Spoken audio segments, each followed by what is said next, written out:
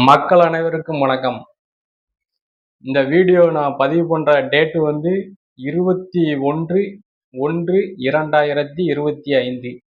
அதாவது தை மாதம் பொங்கல் தினத்தெல்லாம் முடித்துவிட்டு 8ஆம் பொங்கலான இன்று சிறுவீட்டு பொங்கல் அப்படின்னு சொல்லக்கூடிய அந்த சிறுவீட்டு பொங்கல் அதை எல்லாம் நாங்கள் முடித்துவிட்டு என்னுடைய நண்பருடன் இன்று திருச்செந்தூர் சென்றிருந்தேன்.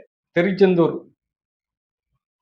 முருகப்பெருமானின் அறுபடை வீடுகளில் 2ஆம் படை வீடாக திகழும் ஒரு அற்புதமான ஒரு திருத்தலம் திருச்செந்தூர்.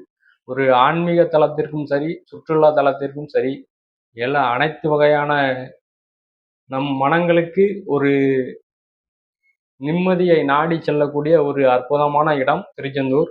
அப்படி அந்த இடத்தை தேடி நாங்கள் போன இதில் நான் பார்த்ததனால் இந்த வீடியோவை அனைவருக்கும் பகிர்கிறேன். இடங்களை பார்க்கும்போது அங்கே ஆன்மீக நாட்டமே வரல. திருச்செந்தூரை பார்த்தாலே திருச்செந்தூர் ஒரு அற்புதமான ஒரு இயற்கையால் நமக்கு கொடுக்கப்பட்ட ஒரு வரப்பிரசாதம் இருந்த ஒரு இடம். ஒரு கடற்கரை அருகில் முருகப்பெருமானின் 2ஆம் படை வீடு அமைந்திருக்கிறது. நமக்கும் வருங்கால சந்ததிகளுக்கும் ஆண்டவன் அருளிய ஒரு வரப்பிரசாதம், ஒரு அருட்கொடை. அந்த இடத்த வந்து மக்களாகிய நாம் தான் அதை கண்கொண்டு காண முடியாத ஒரு சூழ்நிலையாக அமைச்சு வச்சிருக்கீங்க. இதெல்லாம் என்ன இது? அதாவது திருச்செந்தூரை தேடி நிறைய விஐபிகள் வராங்க, அரசியல்வாதிகள், சினிமா பிரபலங்கள், அப்படி நிறைய பேர் மாசம் மாசம் வந்து போய்கிட்டே இருக்கீங்க. இந்த திருச்செந்தூரை சுற்றி நீங்க பார்ப்பீங்களா பார்க்க மாட்டீங்களான்னு எனக்கு தெரியல. ஒரு ஆன்மீக ஸ்தலம், ஒரு திருக்கோவில் அமைஞ்சிருக்கிற ஒரு ஊர் வந்து என்ன எப்படி இருக்கணுமோ அதுக்கு நேர் தலைகீழா இருக்கு. ஒரு சுத்தமே இல்லை. கோயிலை சுத்தி எங்க பார்த்தாலும் குப்பைகள், அசிங்கம், ஒரே களிசடையா கிடக்கு.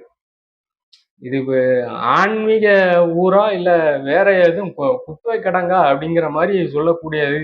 இது யாரை குற்றம் சொல்ல? அரசியல்வாதிகளை குற்றம் சொல்லவா, இல்ல கோயிலுக்கு இறைவனை தேடி மன நிம்மதிக்காண்டி செய்கின்ற உங்களை பக்தர்களை குற்றம் சொல்லவாங்கிற என்ன சொல்லனே தெரியல. எதுக்கு இப்படி ஆக்கி வைக்கீங்க அப்படின்னு. கோவிலுக்கு போற நீங்க புண்ணியம் சேர்க்க போறீங்களா இல்ல பாவம் சேர்க்க போறீங்களான்னு எனக்கு தெரியல. எதுக்கு இந்த மாதிரி பண்ணி வச்சிருக்கீங்க? இன்னைக்கு நான் இந்த கோயிலுக்கு திருச்செந்தூருக்கு போயிருந்தேன். என்னுடைய தை மாத இதுல வந்து தைப்பூச திருவிழாவை முன்னிட்டு அறுபடை வீடுகளுக்கு சுற்றுலா செல்வது வழக்கமா வச்சிருக்கேன். அது அந்த இதை இன்னைக்கு தொடங்கியிருந்தேன். இன்னைக்கு தொடங்கியிருக்கும் போது அங்க போய் பார்த்தேன். அந்த காட்சிகளை வந்து உங்களுக்கு காட்டுறேன், எப்படி இருக்குன்னு பாருங்க.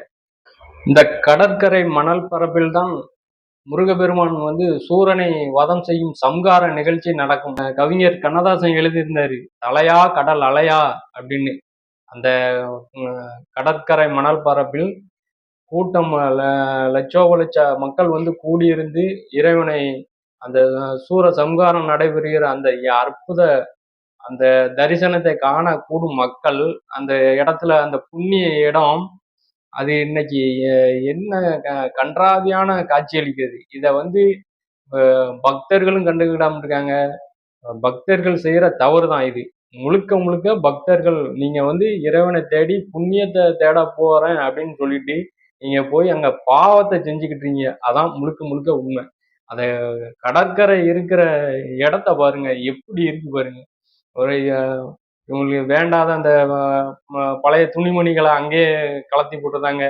அது இந்த பொங்கலுக்கு வந்துட்டு போனவங்க ஃபுல்லா கரும்பு சக்கையை சாப்பிட்டு அப்படியே அதில் போட்டிருக்காங்க. இந்த பானிபூரி சுண்டல் சாப்பிட்டு அந்த குப்பைகளை ஃபுல்லா அதில் தான் போடுறாங்க. அதில் நாப்கின் தேவையில்லாத இது. அந்த கோயில் பரப்பு ஃபுல்லா மனித கழிவுகள், சிறுநீரக கழிச்சு போட்டிருக்கு. ஒரு அசுத்தமான இடமா இருக்கு. அதாவது ஒவ்வொரு தெருக்கள்லையும் போய் இந்த தூய்மை பணியாளர்கள் போய் பார்த்துட்டு போட்டோ எடுப்பாங்க. இந்த திருச்செந்தூர் தூய்மை பணியாளர்கள் போட்டோ எடுக்காங்களா என்னன்னு தெரியல. எதுக்கு இந்த இடம் இப்படி ஆக்கிட்டீங்க? இல்ல ஏதாவது ஒரு அந்த பகுதியை சார்ந்த ஒரு சமூக ஆர்வலர்கள் கூடவா இதை வெளிப்படுத்தி அதை தூய்மைப்படுத்துறதுக்கு மனம் இல்லாம இருக்கீங்க? இந்த பத்திரிகைக்காரங்க வந்து இந்த யூடியூபர்ஸ் கோயிலை கோயிலை பத்தி படம் போட்டுக்கிட்டு இருப்பாங்க யூடியூபர்ஸ் வந்து. இவங்க வந்து இந்த முக்கியமான இதுகள் எது முக்கியமா இருக்குமோ அதை வந்து வெளிப்படுத்த முடியாங்க.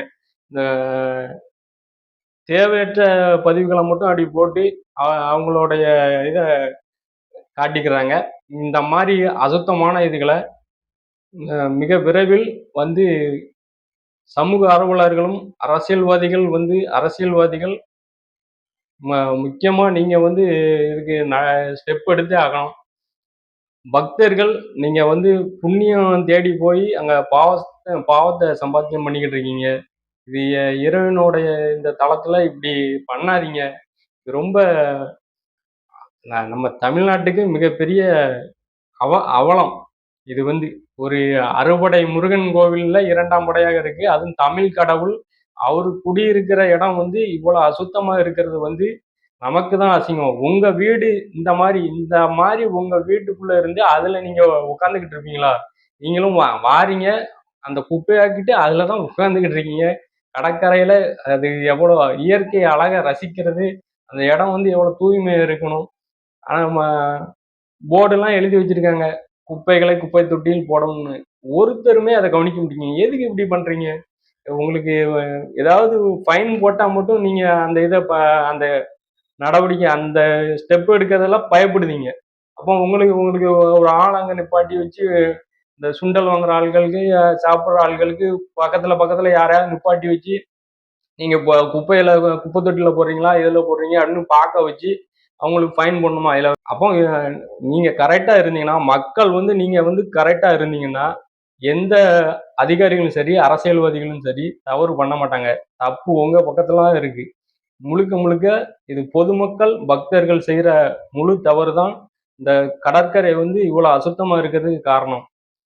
இனிமேலாவது அதை பார்த்து திருந்த பாருங்க, திருத்திக் கொள்ளுங்க.